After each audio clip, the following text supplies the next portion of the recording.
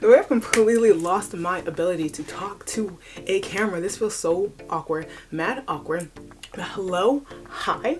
I'm CHIOMA or Chi. This is Chi reading. I've been gone for a minute or 12. I think a whole year. No, maybe 8 months. Who knows? I don't know. But I've been filming. I just have not been editing. But this is my official first filming and editing the same day type of thing, because I'm gonna film this today and I'm gonna post it today, even though right now I think it's like 6 p.m. but that's neither here nor there. Hi y'all. Happy Black History Month to all of my Black people. Happy Black History Month to all of my non-Black people. Let's all celebrate Black people in history this month. So I'm going to try to post every single day on all my platforms. So on Bookstagram and on TikTok.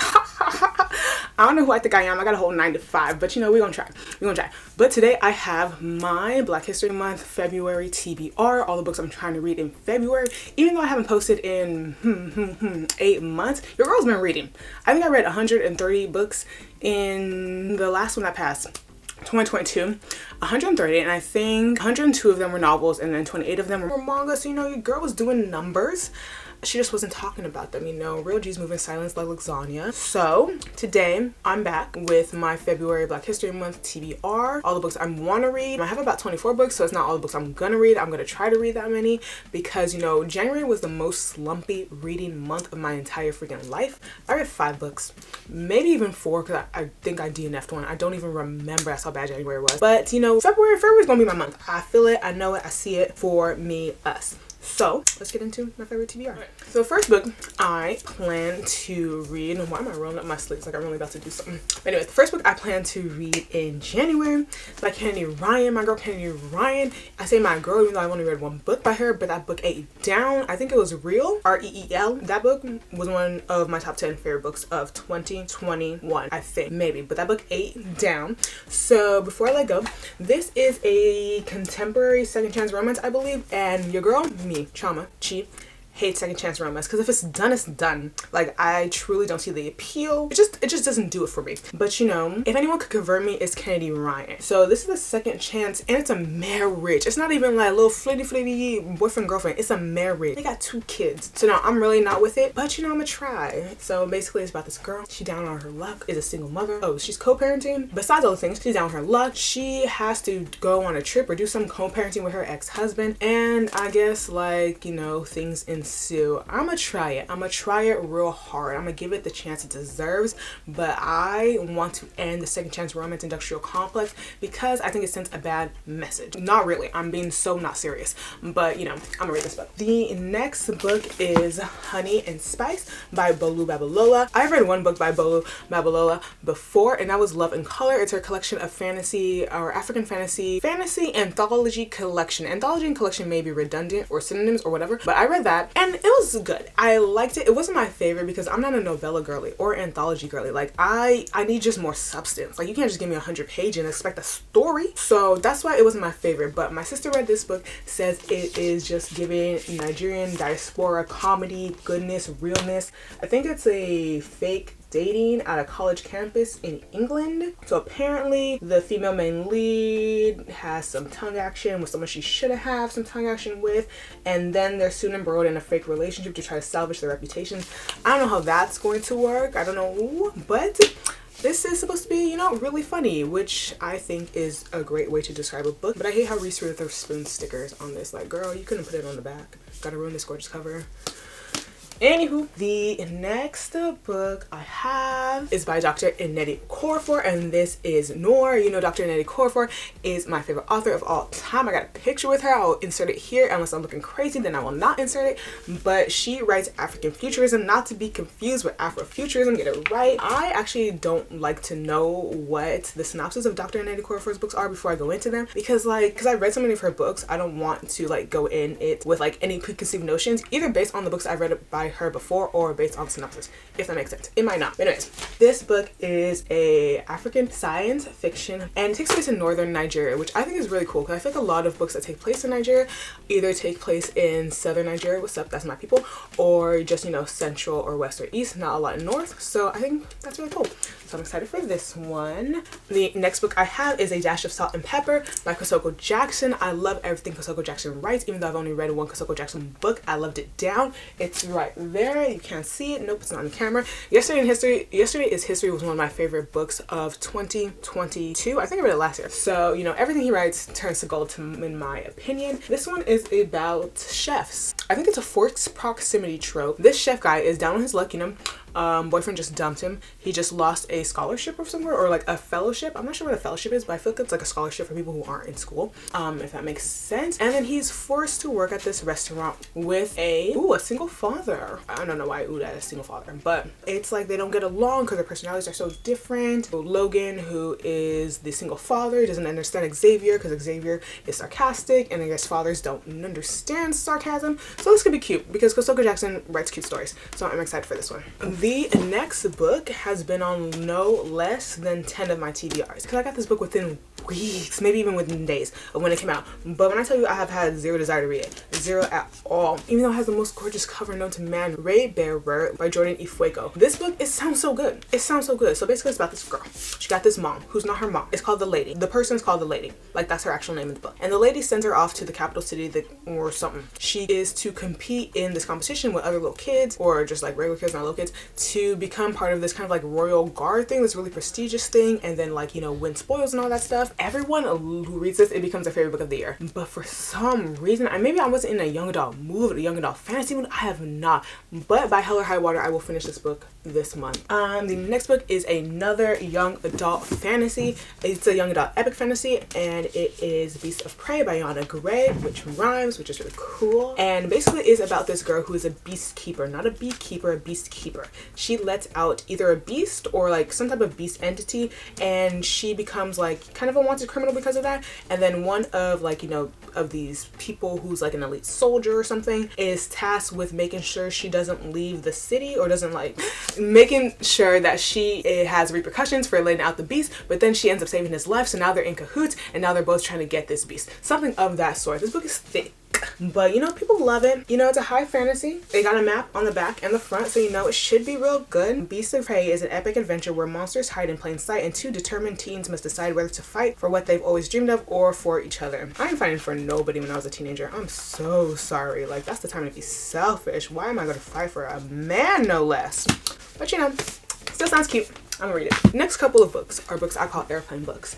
Because there's something about the airport bookstore where money doesn't matter. I will buy up the whole airport bookstore because like, even those things be marked up, I'll buy it all, especially if I see a black woman on it. So that is how Savvy Sheldon Feels Good as Hell came to be by Taj McCoy. It's about a girl whose life is crashing down. Her job is whack. Her man's is whack. Her kitchen is whack. And then something happens in which, like, you know, she decides to change all of it up. So she starts to renovate her kitchen, get a new job, find a new man. And that's really all it says, which makes me think this is given more of like a woman's fiction type book, which is cool. You know, don't mind a little women's fiction here and there. But like, what I really love is that I love books with a strong found family. I just love a good, strong, like, black woman friend group. Absolutely adore it. So that's what this one's about. I saw it for the first time in the airport, and I've actually never ever seen it again. Never heard of it. Don't know nothing about it. But you know, the airport gonna get me every single time. So that's what this book is about.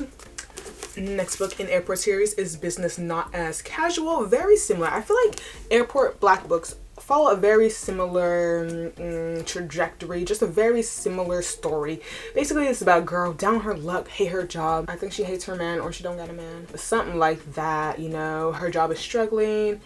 She's trying to finish her bachelor's degree. A lot's going on, and then the main male lead is a nepotism baby. And you know, instead of attending movie premieres, he prefers to spend time helping the less fortunate. Wow. And they meet by chance because he ends up being at her company doing a presentation. She becomes assigned as his client, and she tries not to mix business with not business. Honestly, the premise doesn't sound too interesting. There's no like fake dating or anything like that. But you know, yeah, I don't know what to say. I bought it at the airport. It had black people on it, and dark-skinned black people. And both of the male and the female main characters are black. I don't know why the industry hates that, but I love it. So, and it's by Sharon C. Cooper, a US Today bestselling author. That's interesting. I've never heard of her before. But hopefully I like this so I can read more of her books. Next, we have nonfiction. I know, shocking, surprising. But I went to this black bookstore in Inglewood. I'll put the name here because I'm totally forgetting it. I want to say The Feathered Eye, but I know for a fact that is not the name of that damn bookstore. but it's called Decolonizing Wellness. It says a QT BIPOC. So I think it's QT BIPOC or QT BIPOC, Centered Guide to Escape the Diet Trap, Heal Your Self-Image and Achieve Body Liberation by Dahlia Kinsey. RD, I'm pretty sure stands for registered dietitian, and LD stands for maybe licensed dietitian. I assume you'd want your registered dietitian to be a licensed dietitian, but this is about kind of how the wellness industry is very much wrapped up in Western consumerism, like, you know, bath bombs, perfumes, saunas, plane tickets to Fiji, when wellness really shouldn't be so wrapped around in like capitalism and just kind of like monetary spending. So I think this should be great, and you know, it's mostly just like expository, so it's mostly like nonfiction, but there are also like some journal entry points here which seem really cool. The next book, I think I also got this at the airport.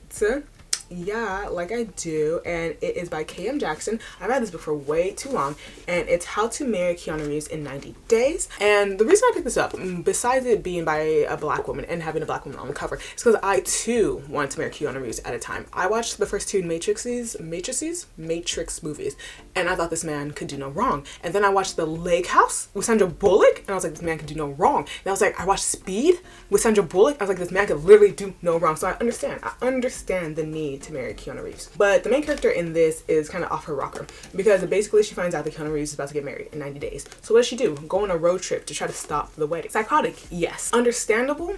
Also yes. So that's the story. No, okay, she does not end up, it's not between her and Keanu Reeves. That would have been a fun story, but that's not this story. But I'm gonna like it nonetheless. I hope. It's a cute cover. So that's that. The next book I have is by Jasmine Guillory. And I feel in my heart of hearts, I've read a Jasmine Guillory book before, but I do not remember what it was or if it was even by Jasmine Guillory. And I got this for $1.99. But this is While We Were Dating, another contemporary. So basically an on-screen couple. So it's about an actor and actress who are an on-screen couple and then possibly have an off-screen connection. It's black, so I hope it's good. And both characters are black, so we love to see it. The next book I have is a chunk. And this is the third book in my favorite two books. The last book in a trilogy that I started in 2021, and they were my favorite books of 2021, maybe 2022. 2022 was last year. Actually, it was 2022. So two of my favorite books in 2022 were part of the King Seer series. This one's Intertwining Destinies by L.S. Bethel. And basically it is a fantasy series in which this girl falls into a lake and ends up in medieval times, into an alternate parallel universe that's also replica of like medieval times, basically. So it's not our timeline because there's magic in this timeline. Anywho, and she just pops up in kind of like what would be medieval Korea, because I think the language that they speak is very similar to Korean. And yeah, they're trying to kill her because they think she's a witch. It's the fact that she popped up from a lake. So now they're like, witch, the king saves her. She becomes his oracle, something like that, because in this time she also dreams the future. It's a lot going on. This is the third book. I don't want to give too much away, but I absolutely love this series, and I got halfway through, but then I just like forgot about it. And it's independently published, so there's only like 4 words on each page. I don't know if you can see this, which is quite annoying. But you know, I had to get a physical copy because I love the series down. So I will also be reading this book. How to Find a Princess by Alyssa Cole. I have not read any Alyssa Cole books, but this cover is so gorgeous that I shall give her a chance. Why did I think this was historical? Maybe because this is How to Catch a Princess. I thought she was an actual princess. Oh, she might be. Oh, this synopsis is doing way too much. Anyways, it's a sapphic romance with 2 dark-skinned black people, so I feel like I'm gonna love it. And even if I don't, this is going to be displayed on my bookshelf because it is definitely the prettiest cover I have. One more before we get into young adult. I have His Only Wife by Pete Adomeni. And basically it is about a Ghanaian girl, and it is about a girl who marries a millionaire, a Ghanaian millionaire, and he takes her to the capital city. You know, things are all good, bling bling. And this is really her ticket out of kind of like the life she was living, the lower / working class life that she was living before. And you know, her mom, her friends, everyone's encouraging her, yeah, marry this billionaire, or millionaire, do all this stuff. She does that, and then I guess she finds out that she might not be his only wife. I've been avoiding reading this book because I thought it was sad, because it sounds sad, but Bookish Babe read it and she said it was one of the funniest books she read in 2022 or 2021, so I'm gonna give it a chance because I like funny, don't like sad. Sounds up my alley. Now back to YA. Listen, not too much because this book has been on probably the most TBRs of my entire life. And for some reason, you see, because I have an aversion to sadness. And you know who's gonna make you sad? Tiffany Jackson. How do I know that? Even though I've never read any of her books, I do not know. But like, I'm just not trying to be sad. So I've been avoiding this book. But you know what? I'm gonna read it. I'm not gonna give you a synopsis, because if you've been anywhere in the bookternet for the past 5 minutes, even 5 seconds, you know everything you need to know about this book. I'm gonna read this. If I don't read it, I never deserve to read again. And that's it. Young adult, more young adult. So I have The Kindred by Alicia Dow. Alicia Dow is one of my favorite authors. She made The Sound of Stars, which is one of my favorite young adult sci-fi books of all time. Basically, this one is about a girl and a boy, young adult people. The boy is a playboy, and he is in line for the throne. His whole family murdered, executed, gone, murked, and they all think it's him because, you know, you're next for the throne if your whole family's murked. He says he doesn't do it. Somehow he hooks up with the main female lead, and they go on an expedition through space, because somehow flying through space is going to uncover the secret of who really murked his family. That's what I know. If that's wrong, let me know, but I'm sure it'll be great because Alicia Dow can do no wrong. Within These Wicked Walls by Lauren Blackwood. It's the story, and first of all, this cover, absolutely gorgeous. Absolutely gorgeous. It's giving gothic horror. But I think it's actually maybe horror. If this is the horror, I'm gonna check it off as horror for my reading a black author for every genre. I don't care. But yes, it's about this girl who's an exorcist. How you become an exorcist at the young age of 16, I have no idea. But she is an exorcist, and this handsome, rich heir, what's his name? Magnus Rochester, which is the most old money, gaspy ass name I have ever heard in a book, asks her to come exorcise a room. Exorcise a room? Conduct an exorcism. And it is like the most like horrifying job she's ever had to do. Even exorcists get scared of something, I suppose. And that's what this is about. And I think that sounds interesting. And it sounds horror-like, and I don't read a lot of horror. So I figured I'll start with YA and work my way up to Stephen King. Just kidding, I shall never read that man. The last book, I think it's the last book, hopefully it's the last book, is For All Time by Shanna Miles. And basically this is a time-traveling YA romance. It is about this couple who has been a couple since the Civil War, and they keep dying and being reincarnated, then finding each other, and then dying and being reincarnated, and then finding each other. And I guess they just keep dying before they find out how their story ends. My thing is though, if you die, that's how your story ends. Like, you die. But like, apparently that's not good enough, which I understand totally. Yeah, empathy, sympathize, can't empathize. So that's what this is about. And time travel is always fun, always a good time. I love Sundays at Tiffany's. Yeah, sounds like a good time. And I think that's it. So those are the 20 or so books I'm gonna try to read in February. Of course, I'm not gonna read all of them because I'm not a maniac and your girl got a job. But you know, I'm hopeful, just hopefully I want to do better than January. I want to do better than January, and I need to read those books that have been on my TBR for 12 damn years, because wow, what the hell. Yeah, so that's it. Tell me if you read any of these books. Let me know how you like them. If you made this far in the video, let's put something reminiscent of the fact that I have been gone for 8 months. So let's put a clock. Let's put a clock if you made this far. And don't forget to thumbs up and subscribe, and I will talk to you guys later. Bye.